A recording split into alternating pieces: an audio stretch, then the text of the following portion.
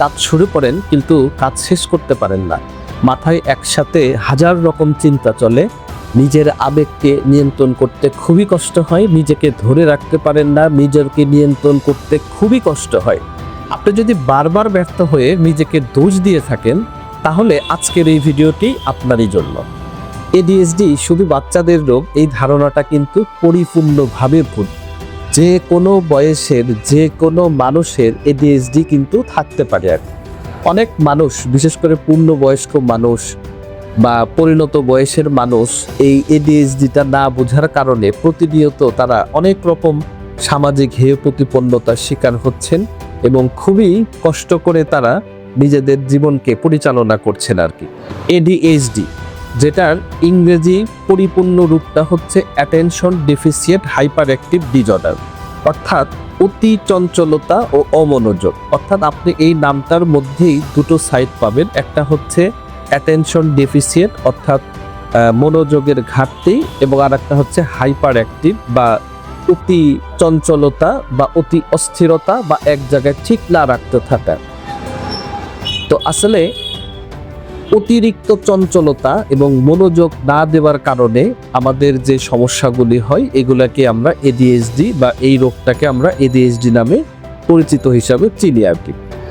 আপনি যদি একটা বাচ্চাকে দিয়ে উদাহরণ দেন, তাহলে যেমন ধরুন আপনার একটা বাচ্চা পড়তে বসেছে কিন্তু জানালার বাহিরে একটা পাখি ডাকলে তার মন সাথে সাথে সেদিকে চলে যায়, ওই পাখিটার দিকে চলে যায়, কিন্তু এটা কিন্তু যাওয়ার কথা ছিল না।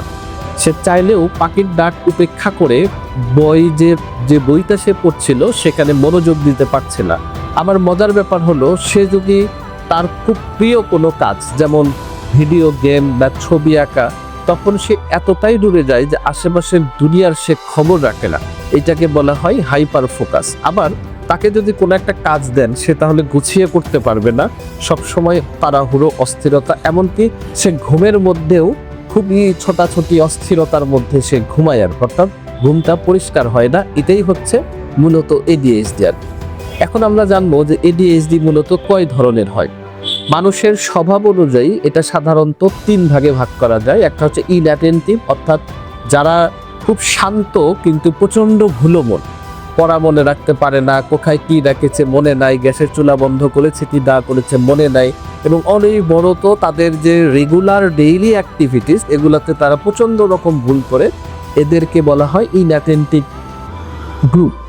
আর একটা আছে হাইপার অ্যাক্টিভ, অর্থাৎ এরা খুবই হাইপার অ্যাক্টিভ, খুবই অস্থির। এরা একটা জায়গায় স্থিরভাবে বসে থাকতে পারে না, মনে হয় যেন শরীরের ভিতরে একটা মোটর চলতেছে, সারাক্ষণ কথা বলা, হাত পা নড়াচড়া, ছোটাছুটি, এগুলো হচ্ছে এদের অভ্যাস।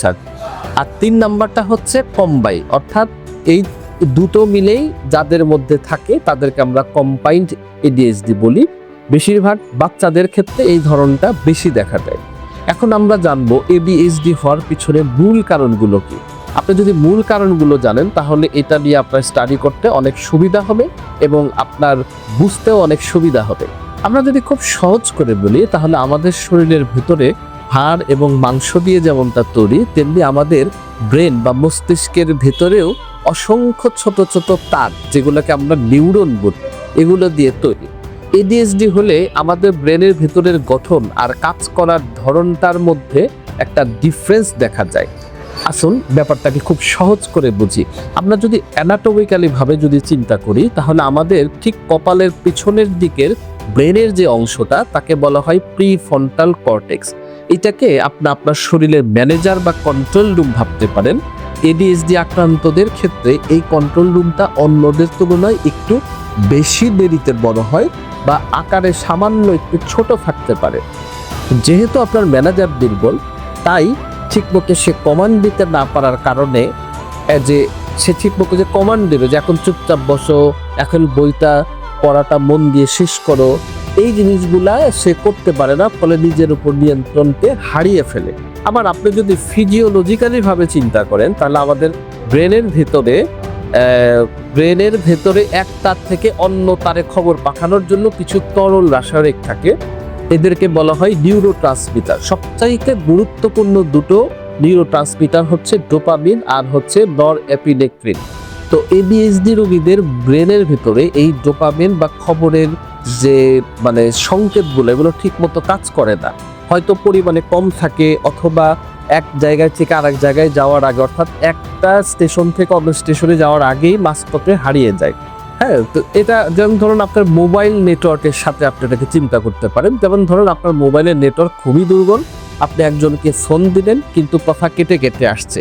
এডিএইচডি আক্রান্ত ব্যক্তিদের ব্রেনের ভেতরকার অবস্থাটা ঠিক এই দুর্বল মোবাইলের নেটওয়ার্কের মতো, সিগন্যাল ঠিক মতো পৌঁছায় না বলে তারা কোনো কাজে মন বসাতে পারে না। আর 3 নাম্বার ব্যাপারটা আপনি যদি প্যাথোফিজিওলজিক্যালি বুঝতে চান, তাহলে বা মস্তিষ্কের ভেতরে বেজান গ্যাংলিয়া নামের একটা অংশ থাকে যেটা আমাদের হাত পায়ের নড়াচড়া, অর্থাৎ আমাদেরকে নড়াচড়াকে নিয়ন্ত্রণ করে। এই অংশে যখন ডোপামিনের অভাব হয় তখন ব্রেনটা ঠিক মতো ব্রেক করতে পারে না, অর্থাৎ কোথায় থামতে হবে, কত গতিতে কাজ করতে হবে। হ্যাঁ, তো এই যেমন ধরেন আপনার গাড়ি থামাতে আমরা ব্রেক ব্যবহার করি, কিন্তু এডিএইচডি আক্রান্ত ব্যক্তিদের ক্ষেত্রে সেই মানসিক ব্রেকটা ঠিক মতো কাজ করে না, তাই তারা চাইলেও হাত পা নাড়ায়, স্থির থাকতে পারে না, এই জায়গায় ওই জায়গায় নড়াচড়া করে। তাদের মস্তিষ্কই বা তাদের ব্রেনের যে অ্যাবনর্মাল ফাংশন এটা তাদেরকে স্থির থাকতে দেয় না আর কি। অ্যান্ড এডিএইচডির যে প্রধানত লক্ষণগুলা, এগুলাকে আমরা 3টি ভাগে ভাগ করতে পারি। অর্থাৎ আপনি যদি এই পোর্শনটা বোঝা খুবই গুরুত্বপূর্ণ। এডিএইচডির লক্ষণগুলা আমরা 3টা ভাগে ভাগ করতে পারি। একটা হচ্ছে মনোযোগের অভাব বা ইনঅ্যাটেনশন, 2 নাম্বার হচ্ছে হাইপার অ্যাক্টিভিটি বা অতি চঞ্চলতা, 3 নাম্বার হচ্ছে ইম্পালসিভিটি বা আবেগপ্রবণতা। তো ইনঅ্যাটেনটিভের ভিতরে আপনি মনোযোগের অভাবের মধ্যে পাবেন কাজে বা পড়াশোনায় খুব সাধারণ ভুল করা, সরাসরি কথা বললেও মনে হয় যে সে শুনছে না, কোনো কাজ গুছিয়ে শেষ করতে না পারা, প্রয়োজনীয় জিনিস যেমন বই, পেন্সিল, চাবি বারবার হারিয়ে ফেলা। অতি চঞ্চলতার ভিতরে আপনি পাবেন এক জায়গায় ঠিক হয়ে বসে থাকতে পারবে না, হাত পা সবসময় নড়াচড়া করবে, অপ্রয়োজনে এদিক ওদিক দৌড়াদৌড়ি লাফালাফি করবে, সব সময় যেন মনে হয় তার ভেতরে একটা মোটর চলতেছে, সে থামতেই পারছে না।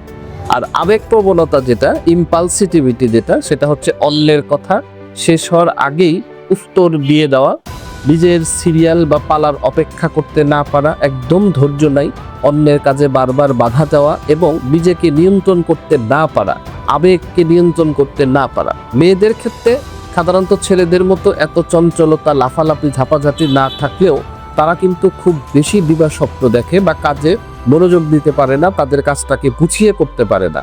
একে অনেক সময় সাইলেন্ট এডিএইচডিও বলা হতে পারে আর কি। এখন এডিএইচডি সারানোর কিন্তু জাদুকরি কোনো ওষুধ নেই, তবে কিছু নিয়ম যদি আপনি আপনার অধীনস্থদের মানাতে পারেন, যারা এডিএইচডি আক্রান্ত, যদি মানাতে পারেন তাহলে বেশ কিছু সিগনিফিক্যান্ট উপকার আপনি পাবেন। যেমন সবকিছু নির্দিষ্ট জায়গায় রাখার অভ্যাস করা, বাচ্চার স্কুল ব্যাগ, চশমা, খেলার জিনিসপত্র ঠিক জায়গায় সুন্দর করে রাখার অভ্যাস, অর্থাৎ জিনিস যেখানে জায়গা সেখানে, এই অভ্যাসটা করে তোলা। রুটিন মেনে চলা, ঘুম থেকে ওঠা থেকে শুরু করে পড়তে বসা, ঘুমানো, গোসল করা, খাওয়া, সবকিছুর মধ্যে একটা ফিক্সড সময়কে বেঁধে রেখে কাজ করা। ছোট ছোট প্রশংসা, যদি এডিএইচডি কোনো আক্রান্ত ব্যক্তির সাথে আপনি থাকেন তাহলে তাকে কোনোভাবেই প্রশংসা ছাড়া যদি আপনি তাকে তিরস্কার ভৎসনা করেন, তাকে রাগারাগি করেন, গালিমন্দ করেন, তাহলে কিন্তু সে অনেক বেশি হাইপার অ্যাক্টিভ হয়ে যাবে। তো তাকে সব সময় বকাঝকা করার বদলে তাদেরকে ছোট ছোট প্রশংসা করতে হবে, যাতে তাদের আত্মবিশ্বাসটাকে বাড়াতে পারে তারা। এবং শান্ত পরিবেশে রাখা, ঘুমাতে যাওয়ার সময় বা তারা যখন কোনো মনোযোগ দিয়ে কোনো কাজ করবে তখন তাদের বাইরে থেকে যেন কোনো ডিস্টরশন তাদের কানে না আসে, সেই দিকটা মনোযোগ দেওয়ার। আর ঘরোয়াভাবে কিছু ব্যাপার আপনি করতে পারেন যেগুলা আপনাকে সবসময় ভালো সাপোর্ট দিবে। যেমন ধরেন বাচ্চা যদি আক্রান্ত থাকে তাকে সবসময় ভালো অভ্যাস করা, স্ক্রিন টাইম, বিশেষ করে মোবাইল, কম্পিউটার, এখান থেকে তাকে দূরে সরিয়ে নিয়ে এসে তাকে প্রকৃতির সংস্পর্শে বা ক্রিয়েটিভ কোনো কাজের মধ্যে তাকে রাখা, যাতে সে আস্তে আস্তে স্ক্রিনিং যে টাইমটা এখান থেকে বাস্তবিক জীবনে ফিরে আসতে পারে। এবং তাকে এমন ধরনের খাবার দেওয়া যে খাবারগুলা স্টিমুলেশন নয়, ঠান্ডা খাবার।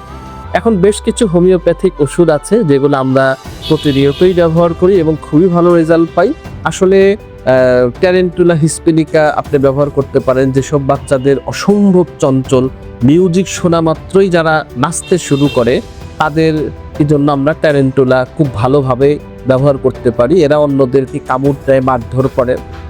আবার যাদের কৃমি আছে, কৃমির জন্য তাদের খিটখিটে মেজাজ, কেউ তাকে আদর করুক, টাচ করুক, এগুলো সে একদম পছন্দ করে না, তাদের ক্ষেত্রে আমরা সিনা ব্যবহার করি। আবার যারা সবসময় ঠান্ডা লেগে থাকে, পরিবর্তনশীল মন, এক জায়গায় স্থির থাকতে পারে না, সবসময় ঘুরে বেড়াতে পছন্দ করে, তাদের জন্য টিউবারকুলিনাম ওষুধটা খুবই কাজ করে। আবার যারা মানে বাহিরে খুবই শান্ত শিষ্ট ভদ্র শিষ্টাচার, কিন্তু ঘরের মধ্যে যারা অনেক বেশি চঞ্চল হাইপার অ্যাক্টিভ, তাদের জন্য লাইকোপোডিয়াম একটা ভালো ওষুধ হতে পারে। আবার লম্বা এবং রোগা ধরনের লোকেদের জন্য, যাদের শেখার গতি কিছুটা ধীর এবং যারা সারাক্ষণ কাজে ব্যস্ত থাকতে পছন্দ করে, তাদের জন্য ক্যালকিরিয়াফস এটি ভালো ওষুধ হতে পারে। আবার যারা লাজুক স্বভাবের কিন্তু চঞ্চল বাচ্চা, যাদের এনিমেল লাভ অর্থাৎ পশু পাখি, শিল্পকলা, আর্টিস্টিক যে কাজকর্ম তাদের খুব ভালো পছন্দ হয়, এদের ক্ষেত্রে আমরা কার্সিলোসিন ব্যবহার করি। অনেক সময় আমরা অ্যান্টিলটুড ব্যবহার করি ওই সমস্ত বাচ্চাদের জন্য যারা প্রচণ্ড একগুঁয়ে, জেদি, প্রচণ্ড খাওয়া দাওয়ার অভ্যাস, পুরুষ মুখে প্রচণ্ড রুচি, হ্যাঁ, তাদের দিকে তাকালেও তারা যেন রেগে যায়, এই সমস্ত মানুষদের জন্য অ্যান্টিলটুড আমরা ব্যবহার করে থাকি। আমরা যারা খুবই ঝগড়াটে এবং যারা খুবই নির্লজ্জ এবং বেহায়া এবং খুব অশ্লীলতা কথা, অশ্লীলভাবে চলা, অশ্লীল কাপড় বা অশ্লীল অঙ্গভঙ্গি প্রদর্শন করে, তাদের জন্য হায়াসিয়ামাস একটা ভালো ওষুধ হতে পারে। কিন্তু হোমিওপ্যাথিতে আপনি মনে রাখবেন যে এই ক্লিনিক্যালি টিপসগুলো কিন্তু সব জায়গায় কার্যকরী নয়। আপনাকে অবশ্যই একজন প্রফেশনাল হোমিওপ্যাথির কাছে যেতে হবে। সেখানে আপনার রোগীর শারীরিক মানসিক লক্ষণ নিয়ে উনি ইন্ডিভিজুয়ালিস্টিক ভাবে একটি ওষুধ তাকে নির্বাচন করে দিবে এবং এটাই হোমিওপ্যাথির সৌন্দর্য। তো আশা করি এডিএসডি নিয়ে আপনাদের একটু ভাবনার জায়গাটাকে আমরা একটু চেঞ্জ করতে পারবো, এই জন্যই আসলে এই ভিডিওগুলি করা। তো এডিএসডি আসলে কোনো মারাত্মক কোনো জটিল নয়। আপনি যদি কিছু নিয়ম কানুন মানেন এবং যদি হোমিওপ্যাথি ওষুধ সেবন করেন, আপনি খুব দ্রুত সময়ের মধ্যে, বাচ্চা হোক বা যে কোনো বয়সের মানুষদের মধ্যে, এই বিরক্তিকর, অস্বস্তিকর, লজ্জাজনক এবং কষ্টজনক এই এডিএইচডি নামক ব্যাধি থেকে আপনি খুব সহজে মুক্তি পেতে পারেন। তো যারা এডিএইচডি আক্রান্ত আছেন বা এই লক্ষণগুলো যাদের মধ্যে আছে, তারা চাইলেই একজন প্রফেশনাল হোমিওপ্যাথির শরণাপন্ন হতে পারেন। সবার জন্য অনেক অনেক শুভকামনা। আসসালামু আলাইকুম ওয়া রাহমাতুল্লাহ।